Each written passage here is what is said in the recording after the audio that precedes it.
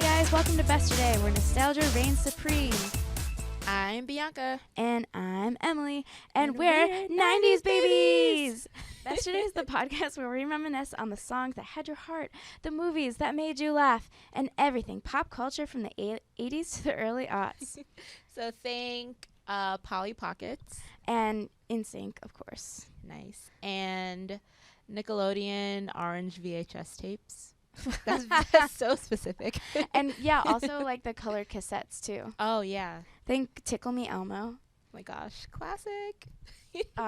And Warheads, and like remembering how Warheads were like super, super sour. But they actually really weren't. They weren't that bad. But they were kind of sweet too. Yeah. And Pokemon cards, trading Pokemon cards on the bus. Before we get started, make sure to tag hashtag Besterday on Twitter and Instagram and wherever. Make sure to send us suggestions and rate us on iTunes. And also follow me, Emilee Lindner, on Twitter, at Emilee Lindner. And me at Bianca and Rogue. All right, let's get it started. Pew! All right, guys, so this week in history, there are 3 very cool things that happened. The Teenage Mutant Ninja Turtles aired its final episode in 1996 after 10 seasons. Teenage Mutant Ninja Turtles. I always crave pizza whenever I hear Teenage Mutant Ninja Turtles. I always crave mock turtleneck soup. Mock turtle soup. That exists. All I know is it's from a Gilmore Girls episode. Okay. Anyways, but yes, they loved pizza. I know. They were turtles that loved pizza. I haven't had lunch yet, and I feel like I should get pizza just in honor of the show. Would you do it? You have to go underground the streets of New York to get it. That's a little stressful. And that's a little gross too because yeah, I don't know what things are down there. Yeah. Yes. Yeah. So, Are You Afraid of the Dark? It premiered on October 31st, 1991. That's really long ago. I know. Did you watch that show? I feel like we talked about this. We did. We talked about it last week. Yeah, I watched it. I didn't watch it on occasion, but whenever it was on, I randomly I would tune in, and I wasn't really scared of the dark, so the show didn't scare me. I scared a lot of my friends. I can't believe that it's actually that old. 1991, I was 1 year old when that show started. Yeah. But I remember it was such a big thing in our childhood. It lasted so long. Yeah. Classic show. Good for you. Are You Afraid of the Dark? And lastly, 24 premiered on Fox on November 6, 2001. Shout out to Kiefer Sutherland. Yes, such a badass. Yes. Okay, and then we have a lot of news rolling in the nostalgia world. A lot of stuff is getting remade. Okay. Can we just talk about this reboot trend? It's happening every week, and I cannot keep up. And it's low-key stressing me out because all my favorite movies are being rebooted. I'm just happy that we have something to talk about on our podcast. That's true. But yeah, I think they're going a little nuts with the reboots. The first one is Rambo, even though it has had many iterations since the original in the 80s. I guess that it's coming back again. Yeah, but it's not going to have Sylvester Stallone, so... Tears. I don't know how good it's going to be because, he's the icon of the franchise. But it's going to be a younger actor, but they haven't revealed who it's going to be yet. And it's called New Blood, right? Yeah. Ooh. Sorry, I'm still in Halloween mode. Spooky. It's not more spooky, it's more of gore. Yeah. Yuck, Rambo. Snow White is also getting a live action movie, which is also hard to keep track of because there have been so many different iterations of Snow White over the years. Even the Snow White and the Huntsman. Yeah. That Kristen Stewart started which was very years recent. Ago. Yeah, Disney, they're just doing the most right now. I mean, I'm not mad at it because, we talked about it before, The Lion King's being rebooted. So is Mulan and Aladdin, all live action. Beauty and the Beast, the first picture came out today. It came out today on FuseTV. Check it out. Emma Watson looks so pretty. I know. She is so gorgeous. Queen. Yes, queen. She's wearing the long yellow bell dress, and she's dancing with the beast. The CGI beast. The CGI beast. That must be an interesting part to play because you're not seeing the actual person. So, I mean, she's an awesome actress. I'm sure she could, imagine him being there. I wonder if Yeah. the actor that she is playing opposite, I don't know anything about this, but Mhm. if the actor who is the Beast, Mm-hmm. if he has to wear a beastly costume to make room for all of the fur All that's the going to fur, be yeah. in there. I don't know. Maybe that makes sense. I don't know. But this Snow White is actually, this new live action that they announced this week is actually going to be a musical. Yeah, which makes it different from all the other ones they've announced. Yeah, and they're hiring. My voice is so raspy. Sorry, guys. Because you're trying to be the Beast. Beast. I think that they also hired someone who worked with Grease Live and a lot of those TV musicals too for the Snow White. Oh thing, yeah, so. Mark Platt. So he knows a thing or two about musicals because he also did Wicked as well. He produced Wicked. Right. So right. I have a good feeling that it's going to be awesome because Snow White is such a classic movie because it's Disney's first animated feature. So they have to do it justice. Yeah, and then also in your article that you wrote on our website, #promo, you said that they're also making a reboot for her, like, estranged sister. Snow White's estranged sister. I don't know where the sister came from.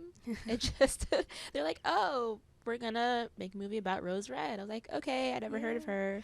You know, it's funny because whenever they need a new plot line, it's like, oh, you know, this long lost sibling that you had, which is funny because I just watched the Fuller House season 2 trailer. Mm-hmm. Flawless transition. Love it. But Kimmy Gibbler, I guess, has a younger brother in the new trailer. Yeah, I was like, okay, when did this happen? Like, we weren't aware. That trailer blew my mind because it actually looked like I really wanted to watch it. Yeah, it looked more appealing than the first trailer. Yeah, so for sure. I think it's just because it's more holiday theme and there's all about like romanticism and love and I love love. Yeah, so. the first season was more about like them getting their life back together and Exactly. kind of reestablishing their characters. Yeah, but now like they're establishing the relationships and celebrating the holidays. Yeah, so. And apparently kissing, you know, Kimmy Gibbler's little brother, which we didn't know existed. That always happens. Yeah. And I love that they used the New Radicals' "You Only Get What You Give" in as the song because that's just such an inspiring track. And of course they use Carly Rae Jepsen's theme song Queen. too. Yeah. But yeah, guys, let us know if you're gonna be tuning into the Netflix premiere of Fuller House on Twitter. Yes. Also happening in this week's news, like I said, there's a lot. The Deadpool director is going to be directing the Sonic the Hedgehog movie, which, like, I forgot that was even happening. I didn't even know that was a thing. I knew about it, but it's been like in the works for a while, like just like in talks, but now they have the official director. And I'm kind of excited because I played the Sonic games when I was younger. So you're such a gamer. I know, so hardcore. And then our last item of news is that R.L. Stine is writing a series for Marvel Comics. Now this is awesome. This is something else. This guy is in his 70s, 80s, and he is most famous for writing those spooky teen novels Goosebumps. for us when we were kids. It ran from like 93 to 97, and he just had like 62 books, something crazy. He had a lot, and majority of them were amazing. He's a very good novelist. And then he had adult scary books too. Yeah, he did. And then he had the adult scary books. He had the children's books turned into a TV show. Some turned into movies. So his franchise is just on fleek. The Goosebumps. The Goosebumps movie starring Jack Black, and R.L. Stine made a cameo in that movie as Jack.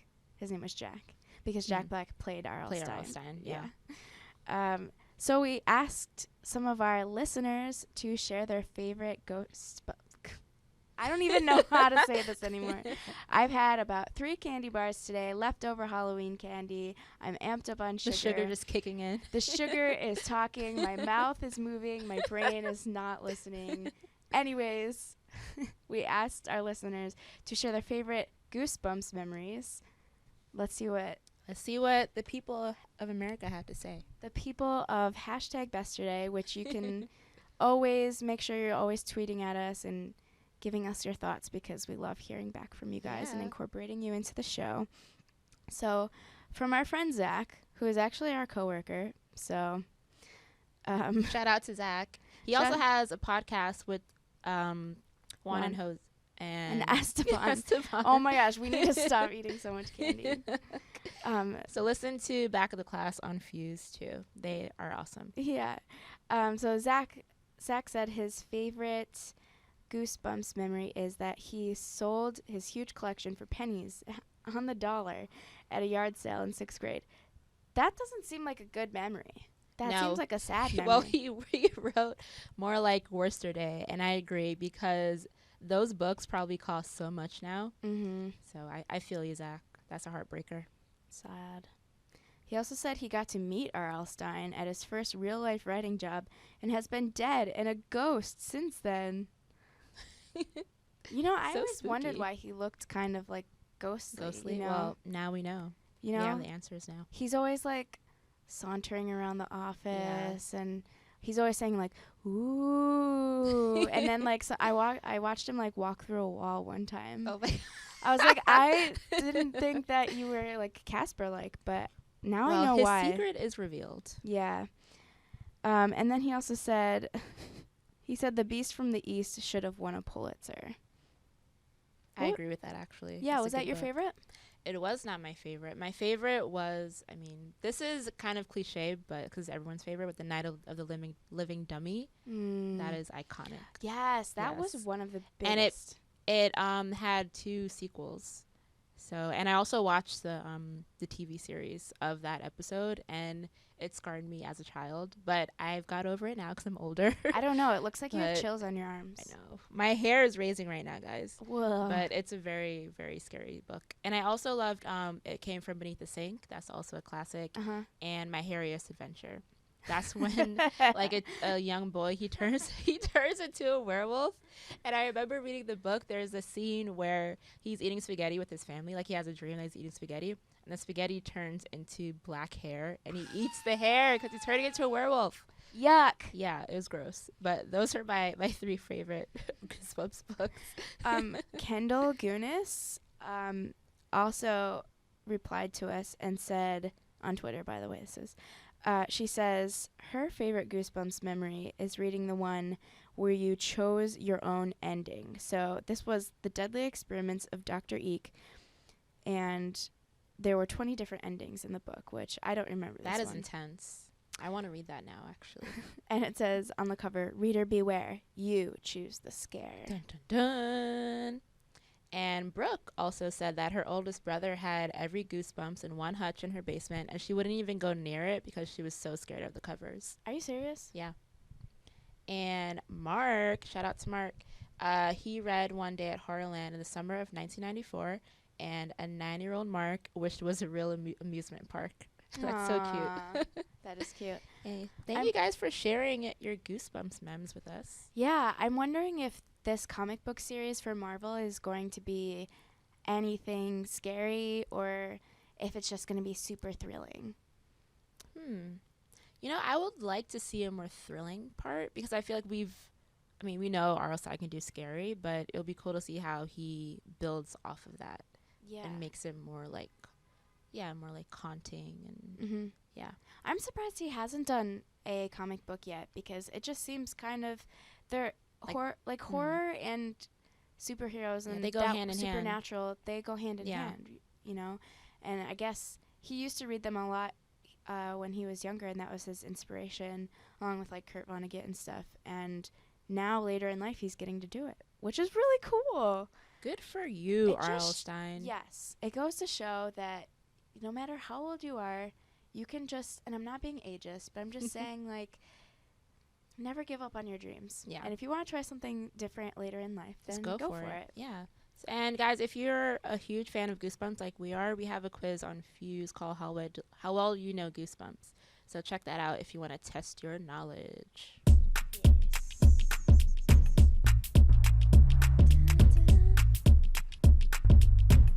All right, guys. So we are kicking off this major anniversary series with there's not like a small one, but one small one and two like major pop culture ones. Oh, okay. Yeah. What do we have? So the first one is Romeo and Juliet. Oh, yeah. Romeo and Juliet. Directed by Baz Luhrmann. Is turning 20. I can't believe he's 20 years old. Yesterday, actually, it turned Yeah. 20. It already is 20. Happy birthday, Romeo Happy and Juliet. birthday. Well, Romeo and Juliet, his version, Baz Luhrmann's version. Because, you know, the Shakespeare is the real OG. And is like hundreds of years old.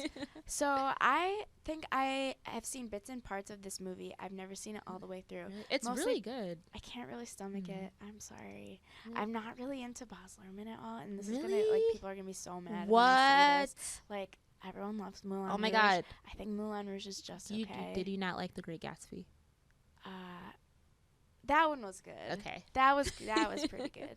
But Romeo and Juliet, I was just reading this article about it. Like, this writer was revisiting the movie 20 years later, and she was questioning her perception of it because her entire life, growing up watching it in middle school, and up until now, she thought it was a really good movie. It was like a, you know, iconic standard of Baz Luhrmann's and something that she learned about Leonardo DiCaprio from.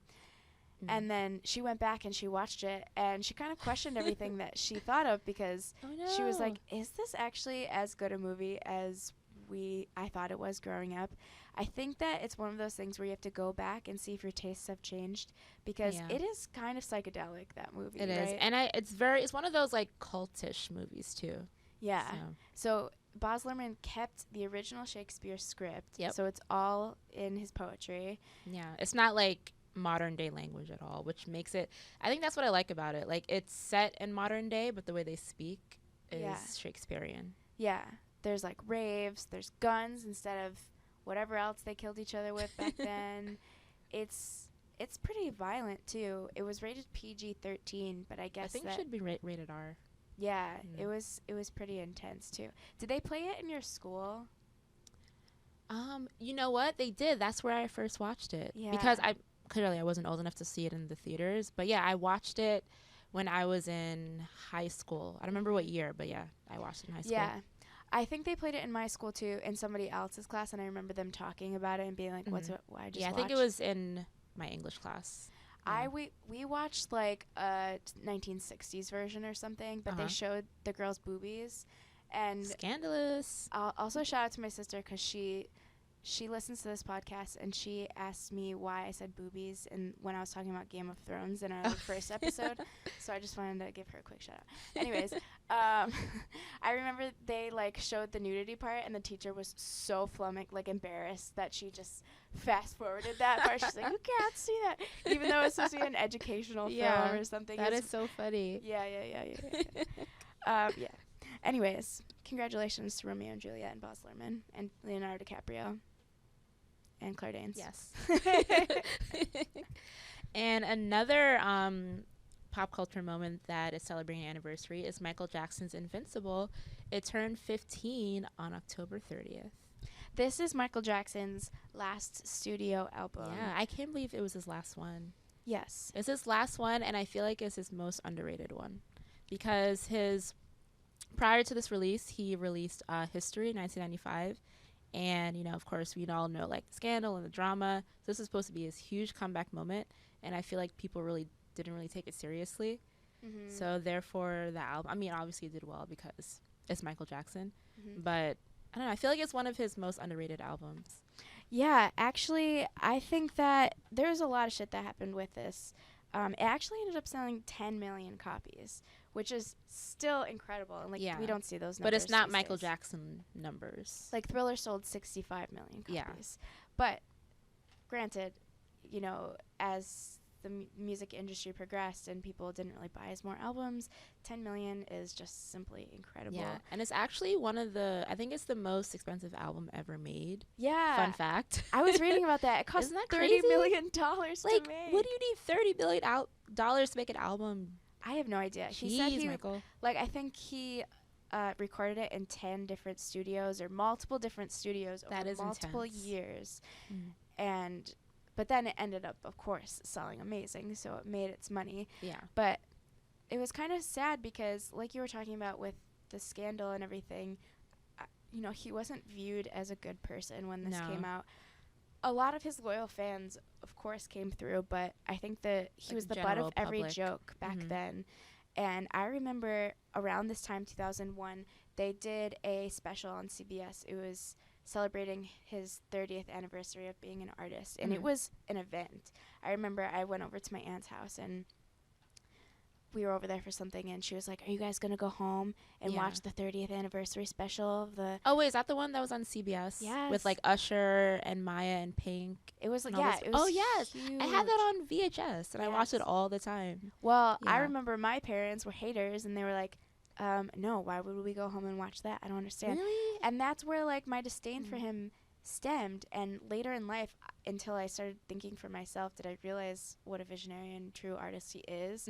But growing up when we did, and I guess it depends on, you know, a lot of it is how your parents think and you know, the environment around you. But he was the butt of every joke, and he wasn't viewed as a good person. In my family, at least. Didn't grow up with Michael at his peak. We kind of grew up in like the after effects, which is unfortunate. We grew up around like Neverland Ranch. When he was and known like the for Wacko Jacko and all that craziness. And being friends with Macaulay Culkin and all that stuff.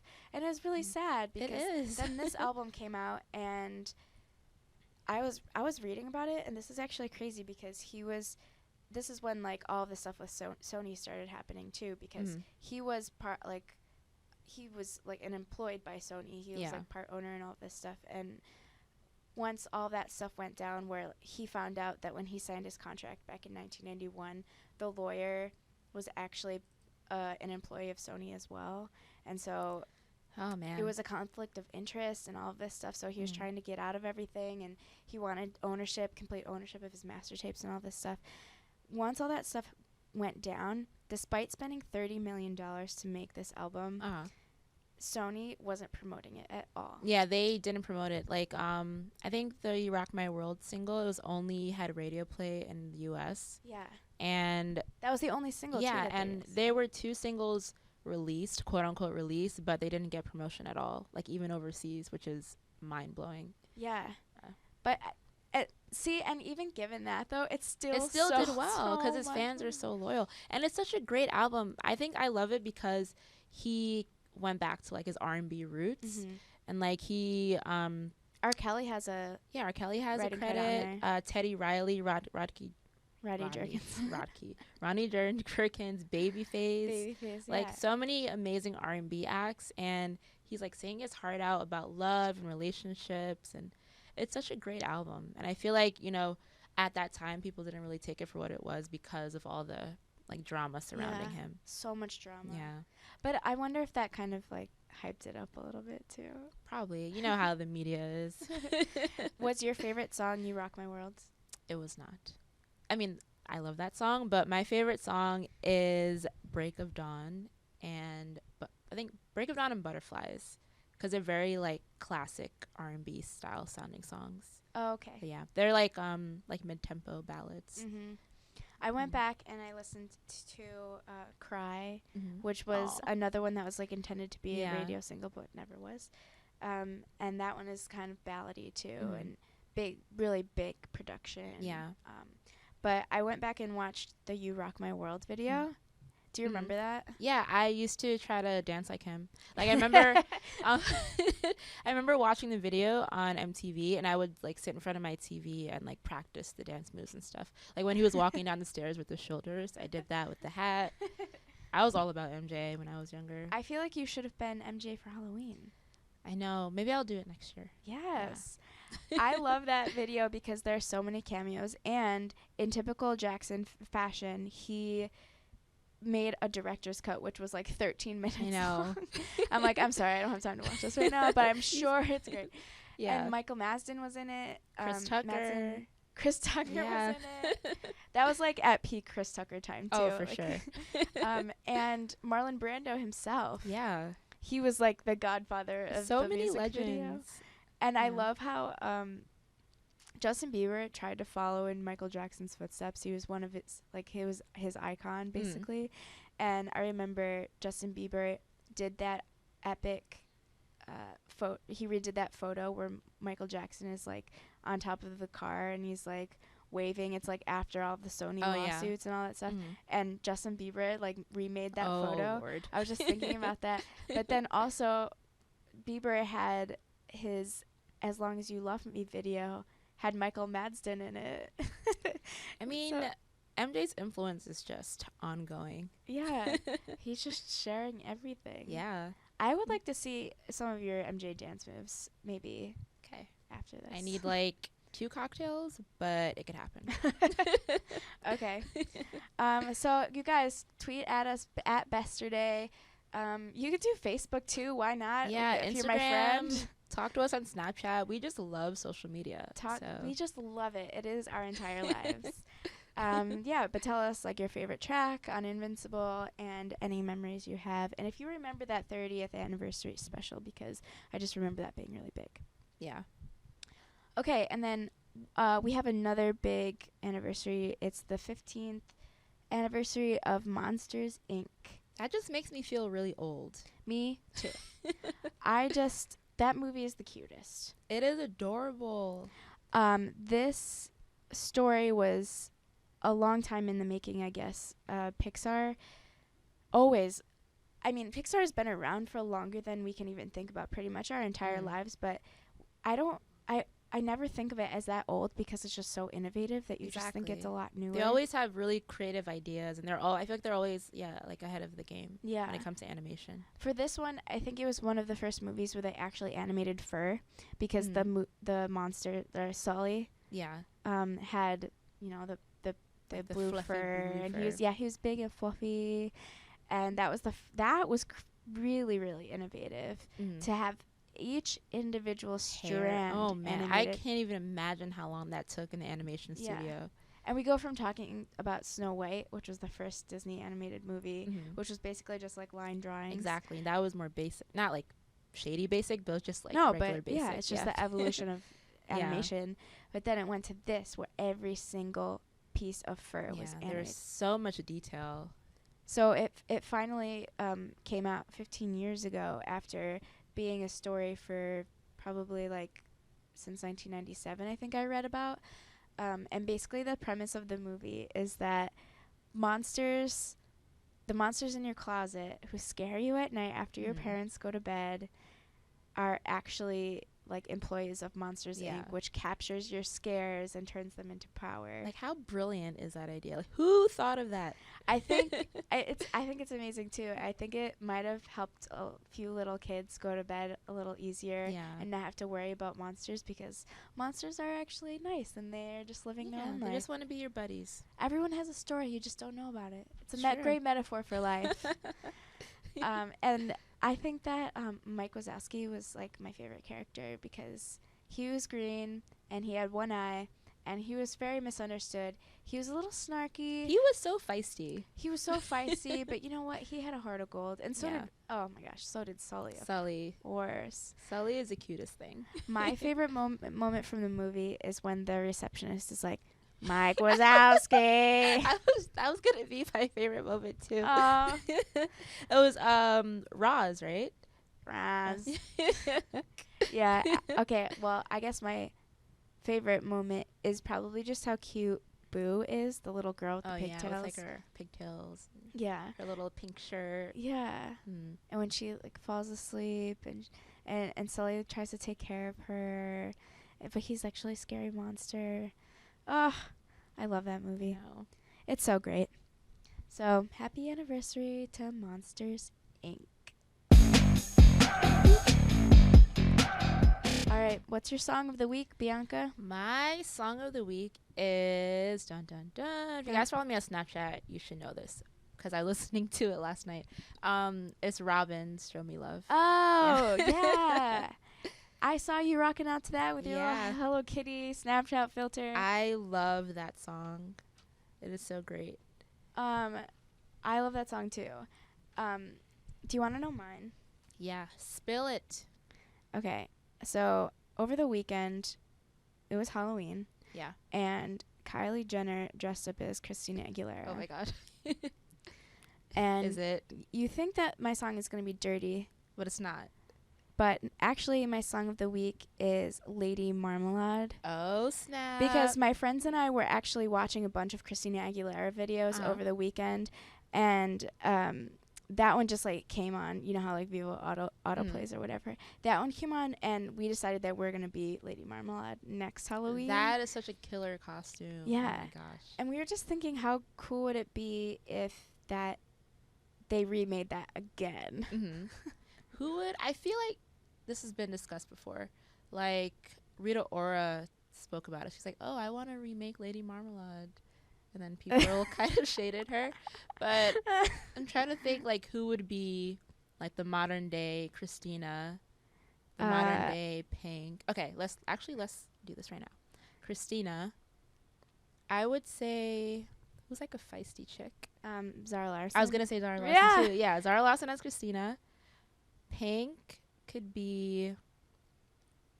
Oh man, who could be Pink? I don't. Let's get back to that one. Maya. Ooh, Tinashe. Tinashe, yeah. And Lil Kim. I guess Nicki. Even though that's like they have their drama, but whatever. She'll make it work. And Missy Elliott. Would be Missy Elliott. Because you can't replace Missy. And that's hilarious. yeah. Missy Elliott is just going to be the constant, like, throughout the year. She's going to be, like, 80 years old. They're going to be remaking Lady Marmalade, and she's still going to be, like, but, yeah. What about Pink? Who's, like, a rocker Halsey? chick? Or no? That would be annoying. Yeah. Sorry. I'm not sorry, Halsey.